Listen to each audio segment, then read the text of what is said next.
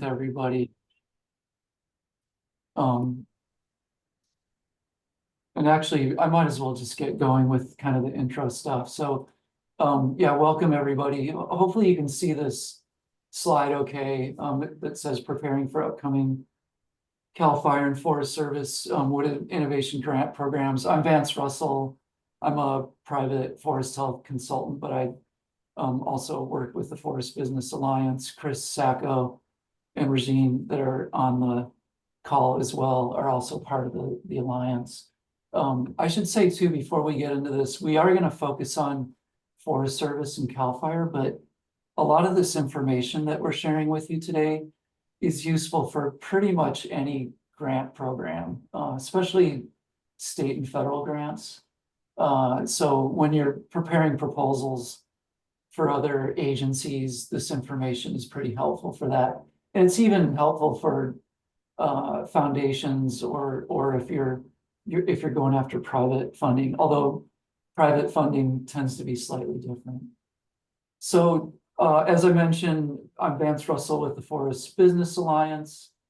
We provide technical assistance workshops and a peer learning network, well, two networks to increase local and regional capacity for forest sector businesses and organizations. And the funding for this project is provided by Cal Fire and the Yuba Water Agency. We're grateful to both of those funders for being able to do this work and providing funding generously to do it. Just a brief overview of what we're going to cover today.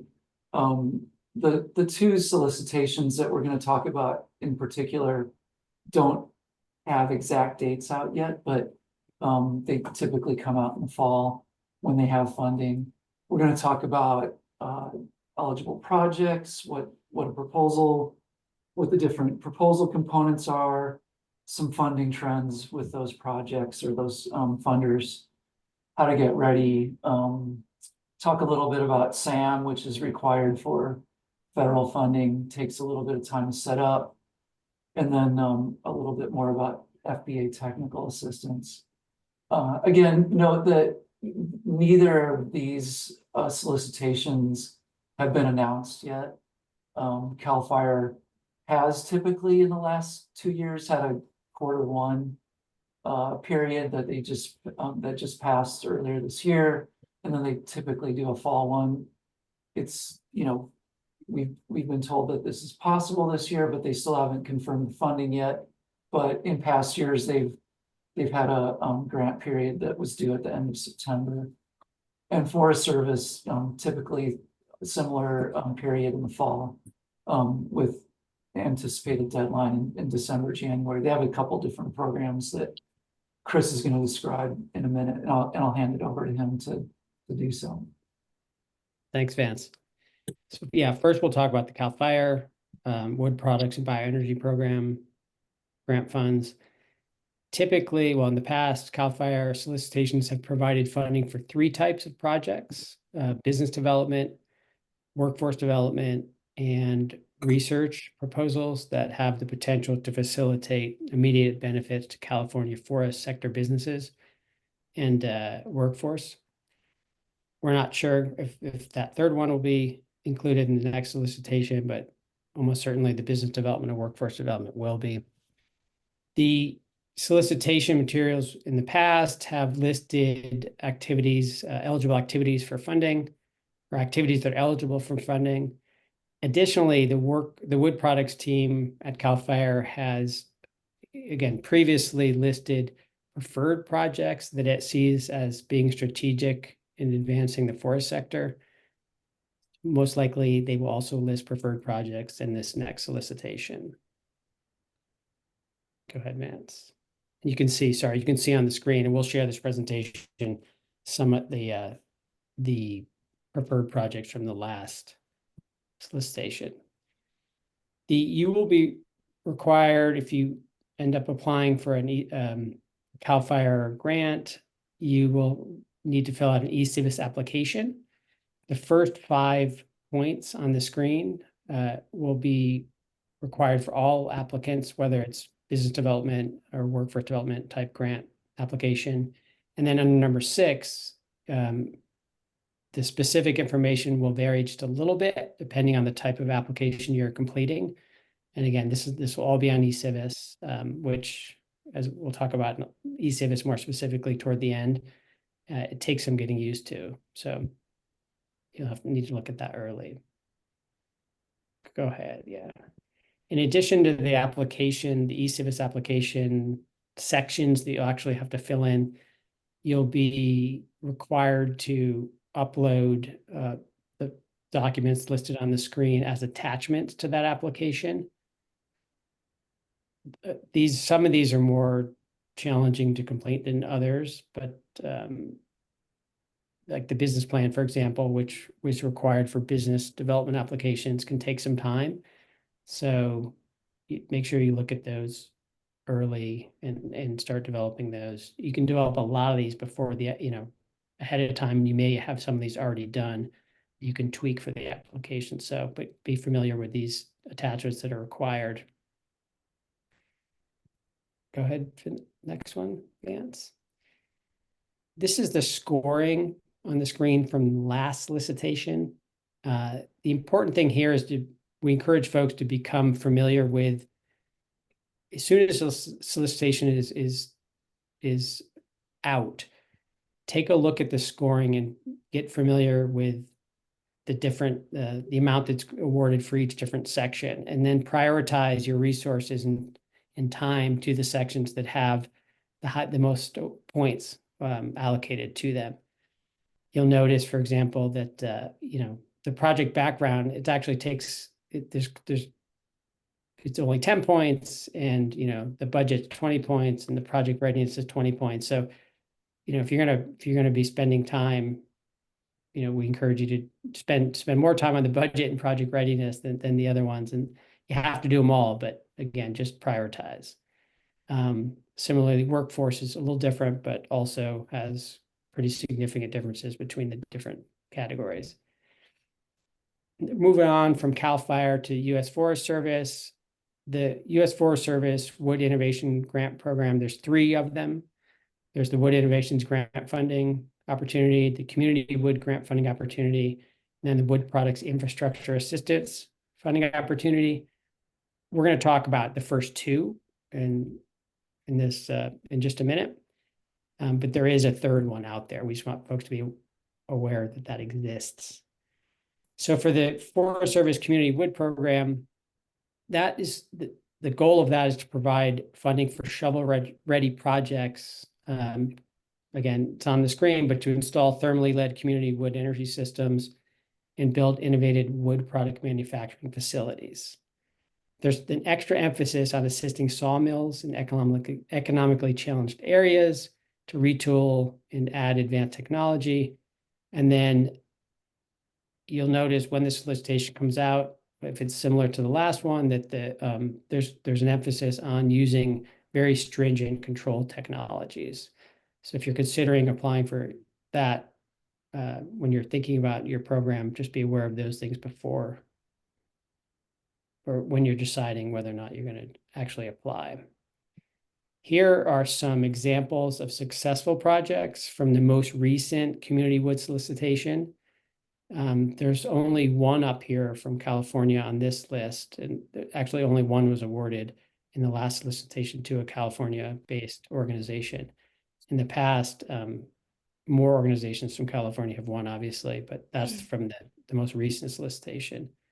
And you'll see the types of projects that were on the far right, the purpose. You'll see the types of projects that were awarded funding. That'll give you a sense of whether or not your project might be a good fit. You can access the entire list of awardees on the U.S. Forest Service website.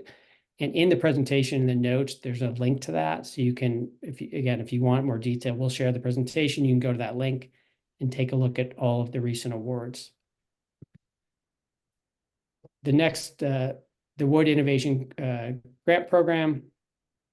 Let's see. Yeah. This one seeks to expand U.S. wood products market and wood energy markets to support the long-term management of national forest system and forest lands. You can skip down. There's some sub goals there for that program, which are on the screen. I'm not going to read them out loud to you, but you can go ahead on to the next one, Grant. Vance, yeah. Again, here are some successful projects from the most recent solicitation. A lot more in California. I picked just the ones that were from California for this presentation. Quite an array of different projects that were awarded funding, as you can see. So there's a number of sawmill and pellet mill projects on there. There's also some restoration and wood fiber. We've got our wood fiber substrate one there from Plumas Wood Fiber. So congrats on that. Okay, next one. So I mentioned that Plumas Wood Fiber, they have been involved with FBA for a while, so that's why I was saying congrats. Okay, these proposal components, whether it's for either any of the Forest Service grants, again, it's not all that different. You're not using eCivis in this case. This is a different platform, right? Than that. So actually, that's a good thing because it's not as onerous. The basic information you're providing is quite similar, though. So the part one narrative, and it's the basic project information, goals and objectives, project description, impact, qualifications of your team, and sorry. Oh, someone. I gotta bring him up at 10 o'clock to get washed. I'm just gonna, folks could mute their microphones, that'd be great. In addition to the application itself, there's some required attachments or appendices, very similar to the CAL FIRE, letters of support. They also want to know the list of previous funding from federal, state, and private funders. And then we're going to talk about this in detail, but Vance mentioned it too. The system for award management, SAM registration, is required. Take some time, and you need to make sure you have your unique identity identifier, before you begin that process, or at least have it in process. And you need to be required to submit resumes for all the key team members. You can get a lot of these things going ahead of time again. There's other optional appendices, just as there was for CAL FIRE. Though these are optional, we highly suggest that you prepare them if it's feasible to do so. There's anything you can do to add dimension and detail to your proposal will give you a better chance. So yeah, if you can, even though they're optional, definitely take the time to complete some of these things. There's some of the they're up there right now. Feasibility assessments, quotes for services that you're including in your application, suppliers, feedstock agreements, things like that will all go a long way to adding dimension and depth to your application, allowing the reviewers to get a sense of what you're going for. They also are asking for photographs, or you can submit photographs with captions to tell the story of your project, which everyone should be able to at least do that one, right? That's a simple one, low bar. This is probably the biggest difference between the CAL FIRE and the U.S. Forest Service applications. These forms, if you've ever applied for a federal grant, you'll know that you'll be familiar with these forms, the SFs series of forms. Again, these, if you've not done a federal grant before, seek guidance or support from folks who have in figuring out how to fill these out before, in advance of your submission deadline, because they're not necessarily they're not obvious how to fill them out, right? It takes some experience to do them properly. So yeah, we encourage folks to take a look at those long before they're due, not the day you need to submit this stuff. Another note here, as I've got on the screen, sorry, where are you? There, yep. These forms, in order to fill them out, you will have to have done a detailed budget, right? So in the application list, they'll ask for a summary budget and then these forms.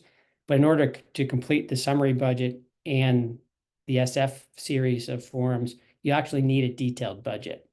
So just make sure that, again, you've allowed sufficient time to create a detailed budget to then give the Forest Service the things that they want. You won't submit that detailed budget though. Okay.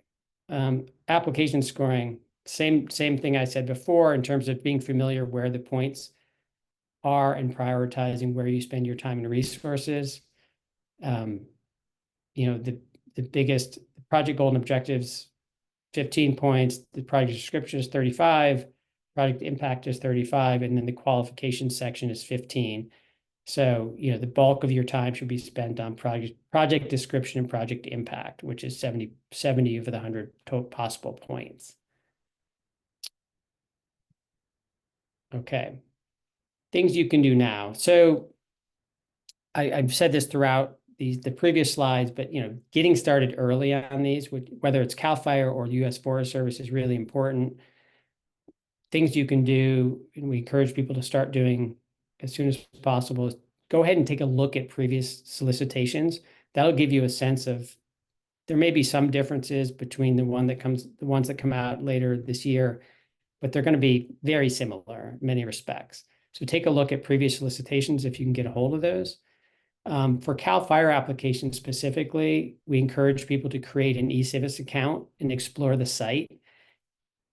It's a very particular platform, and so learning the ins and outs of it ahead of time is going to really help you when it comes time to fill out your application. For the US Forest Service applications, again, go into the system for award management and check first if you have a unique entity ID. And if you don't have one, someone in your organization may have already created that, and it may exist. But if you don't have one, you're going to need to go through the process to get one. We've included links in the notes of this presentation where it'll take you right to that web page. So you can, and they've laid out the process pretty clearly. So you just go through the steps. It can take a while. It can take, many weeks for you to get that back. And so again, do it early. We also encourage folks to go ahead and create a checklist of the required proposal elements. And you can do that using the previous solicitation. And then when the new solicitation comes out, whenever that is, just double check to make sure that you've covered everything that make sure your checklist based on the previous solicitation includes everything that they're asking for in the current one. But that will help you determine, roles and responsibilities in your team, who's going to do what, and start to define a timeline, how long it would take you, make sure you have enough resources to do it, and then, chart out a timeline to how you might go ahead and prepare the application. You can also consult the FBA, the Forest Business Alliance, which is us, ahead of time. You don't have to wait until the solicitation is dropped, right? You can go ahead and consult with us about your proposed project. If you have questions about eligibility or, whether or not it's a fit for the program, feel free to reach out to us about that. And then lastly, something you can do now is go ahead and review the proposal chapter and the FBA guide, which there's a link to it there. We've tried to capture we've tried to capture in there some of the way you go ahead, the way you should go ahead and build like a really successful application, right? The keys and lessons learned from the past. We've tried to put that all in there. What else we got there? So another word about, I mentioned this already, but the SAM, the System for Award Management, it takes time, so do it now. That's the key takeaway here. There's the link that I mentioned previously. Once the solicitation is released, carefully review those documents, confirm your, like I mentioned that previously as well, but confirm your draft proposal checklist matches the published solicitation. They change periodically, so double check that. Set up, if you haven't already talked to, set up a consultation with CAL FIRE. They allow you to consult with program staff once the solicitation has been released. So you can go ahead and actually talk to CAL FIRE Business and Workforce Development program staff, send them an email. We've included a link to that, their staff in the notes of the presentation. Give them a few days to respond, typically 3 to 5 days. They'll get back to you and set up a time to talk. Similarly, for the U.S. Forest Service applications, do reach out to the Region 5 staff to talk about your proposal, and ask them if they will review your draft even, right? One key thing there, Chris, and Yeah, go ahead. everybody, is with CAL FIRE, you have one shot in a half an hour to talk to their staff. So make it count and do it no matter what. Even if you don't think you need to do it, set up the appointment and do it. And run your idea by them. Don't talk about anything to do with the grant requirements or anything, just talk about your project. With the Forest Service, on the other hand, you can go back to them repeatedly, share your application with them and really refine your project. They provide a lot more feedback for their solicitation, but do it well ahead of time because they get super busy and they get a lot of requests. So it's worth doing a lot because then you get in front of them. They're also the reviewers and are some of the scores of the proposals. So if they're more familiar with your project, that's all the better. And same thing with CAL FIRE. If they know about your project and they've heard about it, that's always going to help you with once you've submitted. Yeah, good point, Vance. Thank you. Oh, and one final thing, once the solicitation is released, CAL FIRE always has a workshop. So check their website routinely and sign up for that. Again, even if you've listened to the workshop in previous rounds, do it again. There's always something new.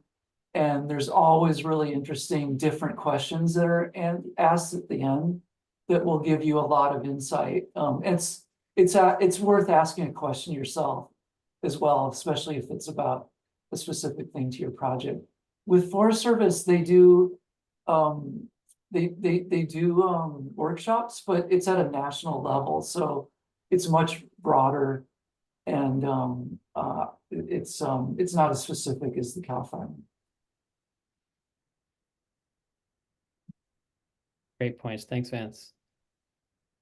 Last 2 points on there. If you haven't already talked to FBA, Forest Business Alliance, or even if you have, reach out to us again with any requests you have, technical assistance requests, questions, and whatnot. We're happy to provide feedback.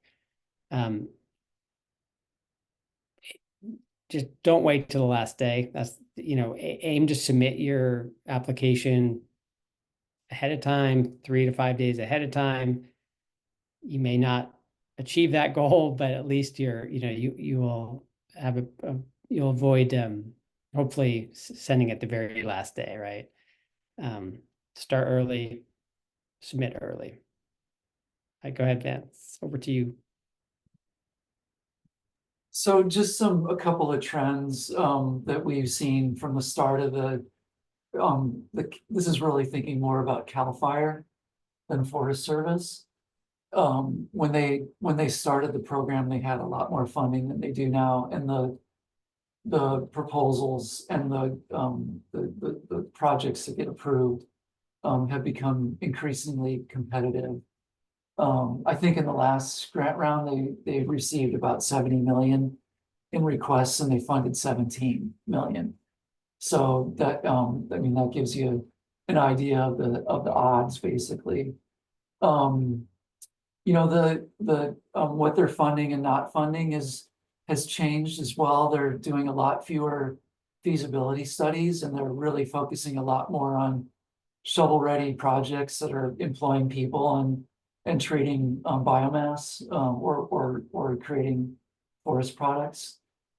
Location is pretty critical too. They've had priority regions in the past couple of rounds on the Central Coast and SoCal, but you know, just because you're on the North Coast or in the Northern Sierra, that doesn't mean you won't get funded, but there's just a lot more competition in those areas, and they're trying to do their best to be equitable about where they're spending the funding. Collaboration is pretty key. You know, if you've got partners on the project or you're working with other businesses and nonprofits, that's great, but you should also show that you're collaborating with other efforts in the region. Like if you put in a proposal that somebody, you know, down the street from you, I'm being facetious here, that is almost the same and is treating the same forest stand, that's not gonna look like you've been talking to very many people and you figured out what you're doing. But if you are, you know, if you do have partners and you are collaborating across a large region and have a network, that's gonna it's gonna show that you've done your homework and that you're also collaborating over a larger area. With that too, you should be thinking about scaling and not just creating, you know, a couple of stands. Like maybe that's how you start or that's the pilot, but think about how your project might scale over multiple watersheds or counties or regions. Make sure you know, you've got a good feedstock source and plan, and even especially if it's from public lands, but if it's coming from private lands, showing that you've got an agreement and you've also got a way to, you know, bring the feedstock to your project or where your site is. That's also pretty critical.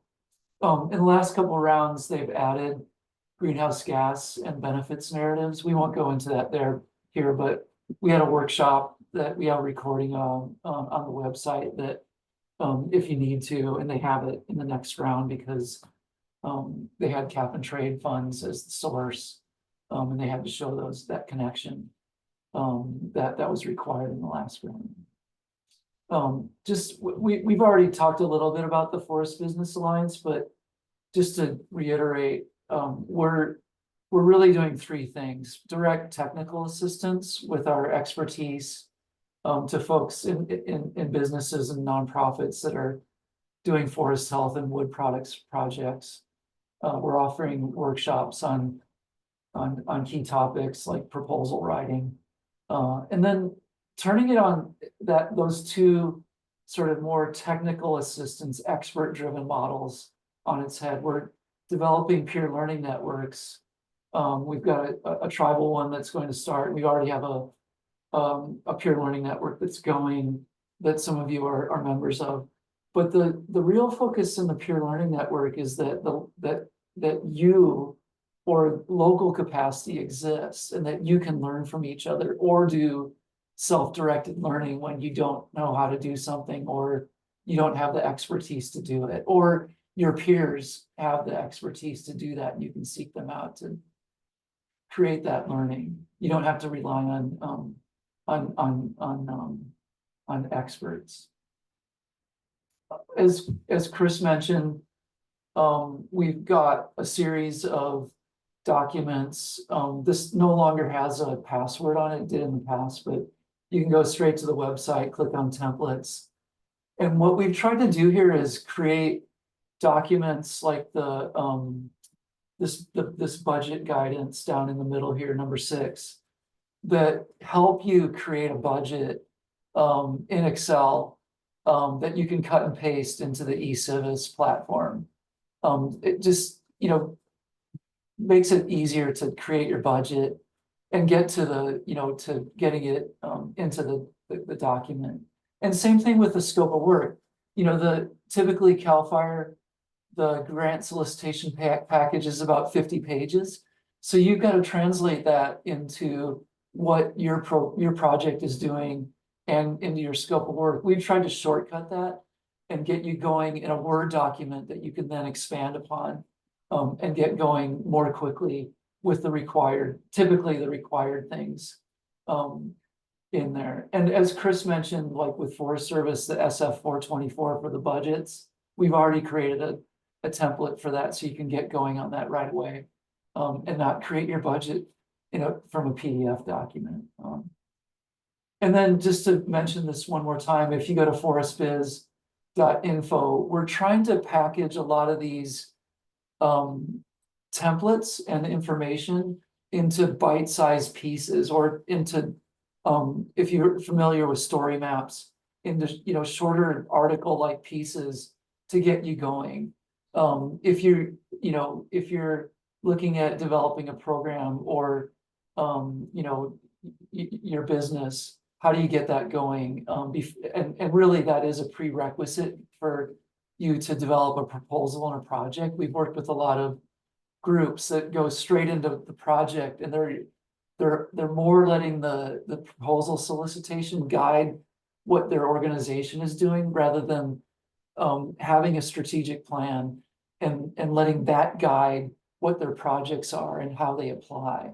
So that situation is kind of, responding with a project to a proposal solicitation is kind of a tail wagging the dog situation, when you want to be more strategic in the other way around.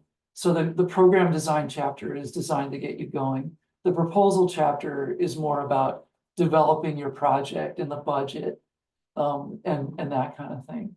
So these are the chapters that we've either published or are about to publish. The funding analysis, program design. I don't know why it's not in here, but, and the project design, I need to add that in, are in there, but the M&E measure, the monitoring and evaluation, CEQA, scale and cases are coming soon.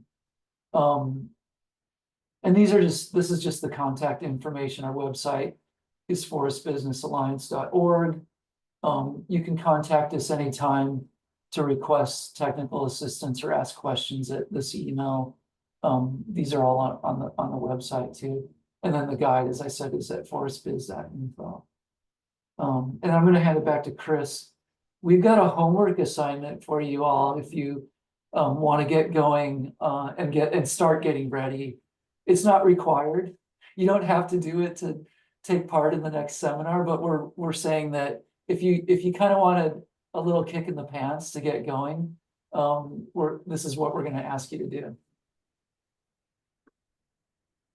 Yeah, thanks, Vance. So the idea here is, again, this shouldn't take you a long time, but if we think there's a few questions that if you can sit down with your team and try to answer these, in one, you could most likely do it in one long meeting, right? And do it now, or in the next few weeks, and then you can go ahead and send it to us.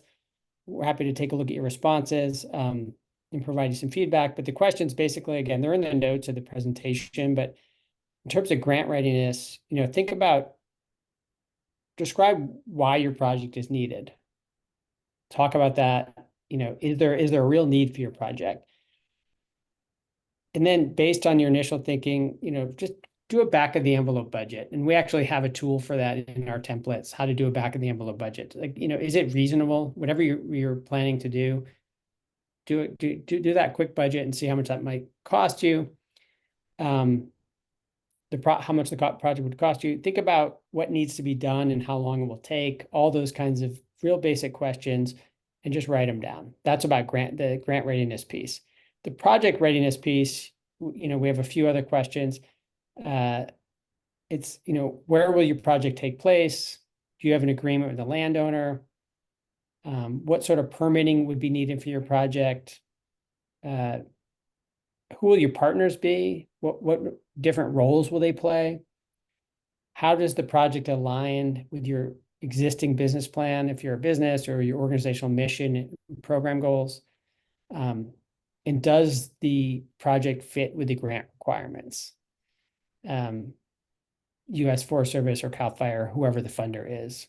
Just, we're encouraging folks to ask those questions. You can add more questions if you think there's other relevant questions, but those will give you a good start into thinking through, you know, your thinking through a solid project to submit to either of these two funders. Again, write them down, share them with the Forest Business Alliance folks, and we'll give you some feedback. I would just add to that also that it's not beyond reason to apply to more than one program, particularly as it relates to the Forest Service offerings, and that they each have sort of slightly different activities or things that they will fund. So if that's something you're planning to pursue, I think the exercise that Chris just sort of ran through is really important, just to structure your applications in a way that complement one another and fit within those grant programs. But you want to sort of make sure that they're not contingent upon one another also. Yeah, thanks, Regine. Yeah, that's a really good point. We're also just previewing our next workshop a bit, but besides, you know, kind of using this as a way to get ready, once the solicitation is out, and this is also in the proposal chapter of the guide, a really quick workflow is develop a 1 or 2 pager on your project that kind of outlines what it's about, what the goals and objectives are. Do a back of the envelope budget, and then start using those 2 things to flesh out the scope of work and the details, and then go back to the budget and flesh it out, and then kind of use that iterative process to develop your proposal. It's always good to just get your ideas down, and even if it's on a, you know, an envelope or a napkin at a restaurant and you're talking to your folks, but then, you know, go back and flesh out those details. If you got a great idea, you know, get it down, do a summary, write it out. Same thing with a budget. I've found that even just doing a broad budget, and guessing at the numbers, sometimes those broad numbers come out to be pretty close to what the budget is.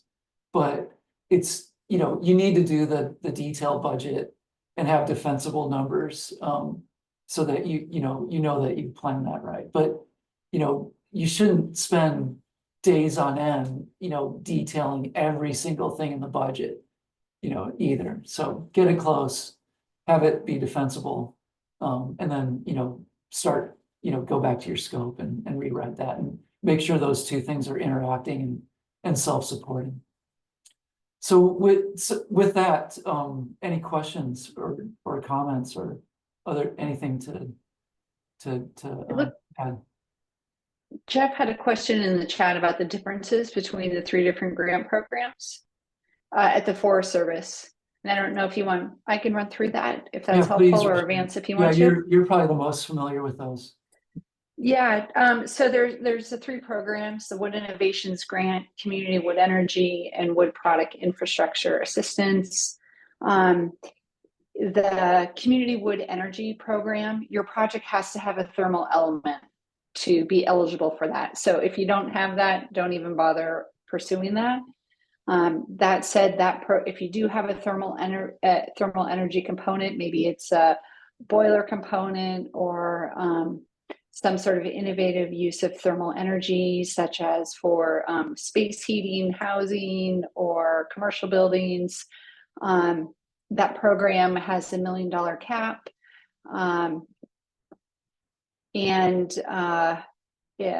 Essentially, it can be used.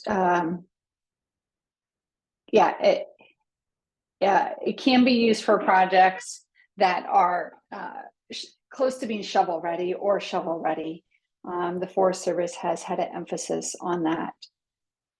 For the Wood Innovations Program, the cap for that program, at least in the most recent solicitation, was 300,000. Match was required at 1-to-1. That program, in the past, that program did include feasibility studies were eligible under that program. However, in more recent solicitations, while feasibility studies are perhaps eligible, they're definitely not competitive and have not been funded. The Wood Innovations Grant, I think, would be better suited for things like, at least in my experience, soft costs associated with a project, for instance, completing engineering design work, cost analysis, permitting. I've seen it used successfully for being able to explore offtake markets, although you would want to consult with the Forest Service on that specifically to get their staff's input on if what you're asking for is competitive. That program also, Wood Innovations Grant Program will fund stationary equipment, similar to CAL FIRE's programs. There is some additional reporting burden if you're using federal funds for capital expenses associated with the stationary equipment. Wood Innovations Grant does not fund mobile equipment. The third program is Wood Product Infrastructure Assistance. That program has $1 million cap. It does not have match. It has leveraged funds. The Forest Service treats that differently. It's not sort of a legal matching requirement, yet you do have to document as an applicant that you are bringing what they call leveraged funds to the table. So it's basically kind of like match, but it's not sort of a legal obligation, and there's just greater flexibility with what you use as your leveraged funds. And I believe in the past it was 35% leverage funds, but I could run that to ground and confirm that. Let's see. So for that particular program, and also for the other two Forest Service programs, I should emphasize that federal funds can't be used for construction. They can be used for installation, but you would want to, once you have your project concept sort of identified, you would want to clarify with the Forest Service what you're asking for funding and confirm that those costs are eligible. Let's see, it can be used for, it's very similar in nature, I would say, to Wood Innovations Grant. It can be used for soft costs associated with developing, permitting, designing, and engineering a facility, for labor costs to install a facility. If you have costs associated, for instance, for financing your project, maybe those are working for capital advisory or legal costs. Those can all be covered by that grant. I would say with both with wood product infrastructure and community wood energy, readiness is important. So you would want to be ideally through sort of the early stage development if you can of your project, but they will fund more early stage development activities. So why don't I stop there, and then if folks does anybody have questions?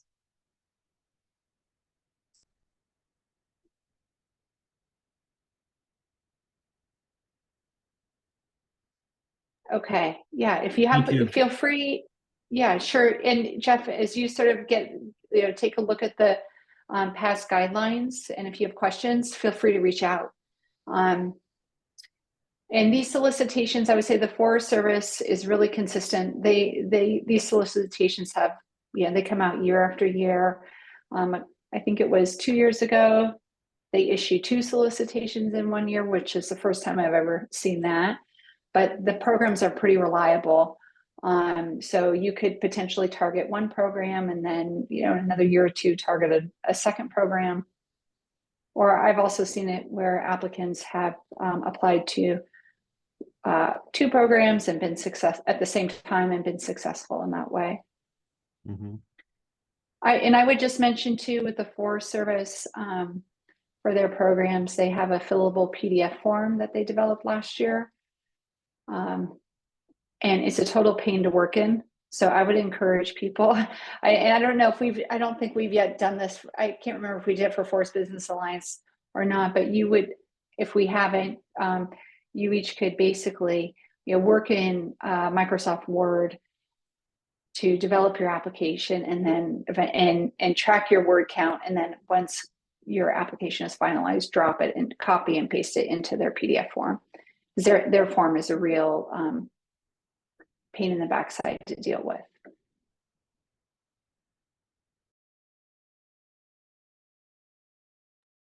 Other questions?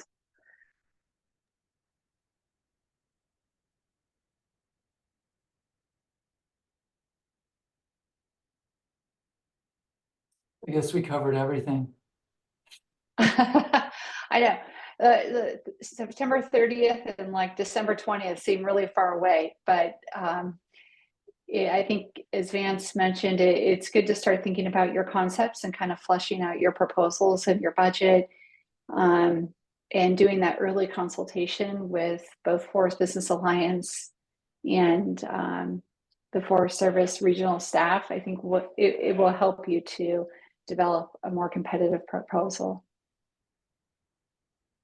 I do have a question. Go ahead.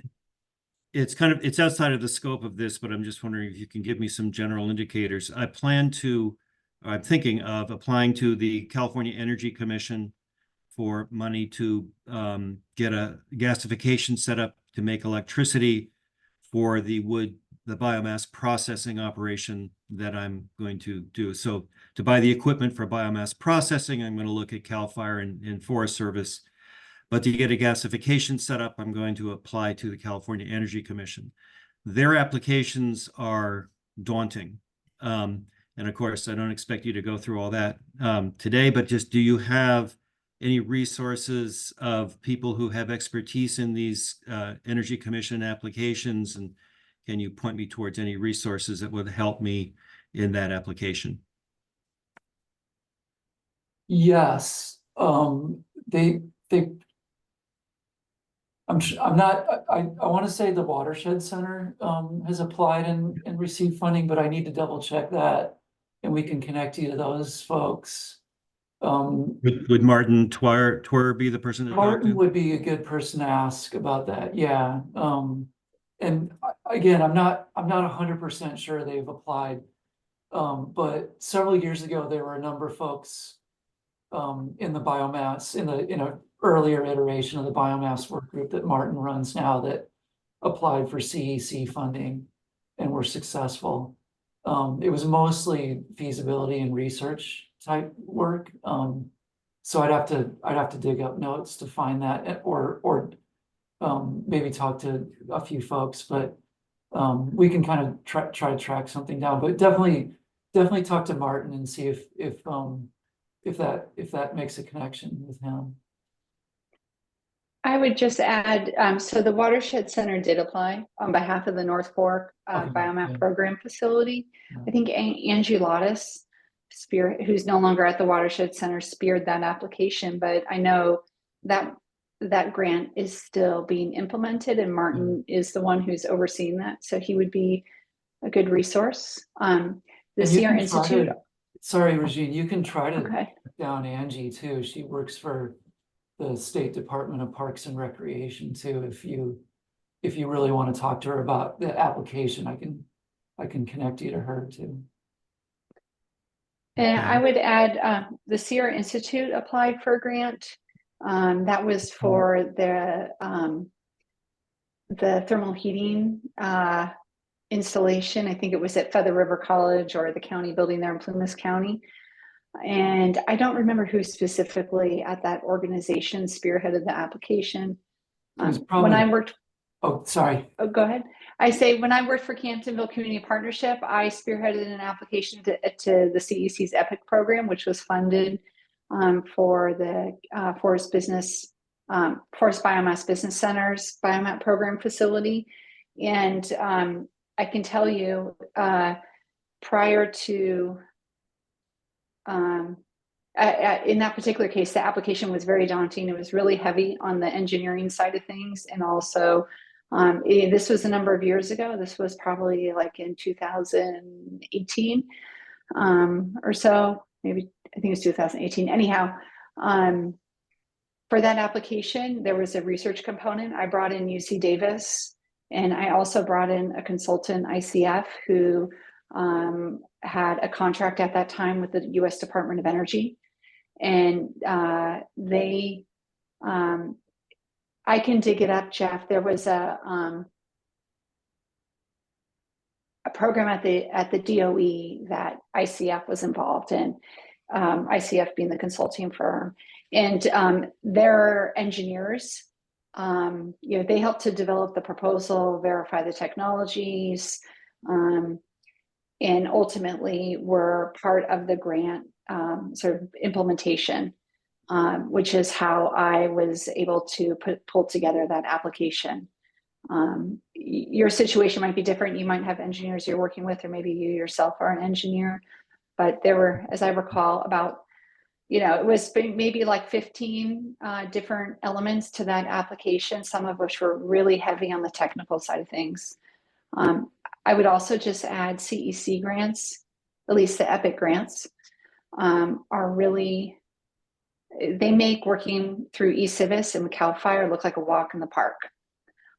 So if you do decide to pursue that, make sure you build into that support for actually administering the program, because they're really, it's not an easy process. Yeah, it's true. On the plus side, in the past, the CEC program managers have been really approachable and pretty easy to talk to about their funding program. So it's definitely worth talking to the contacts there.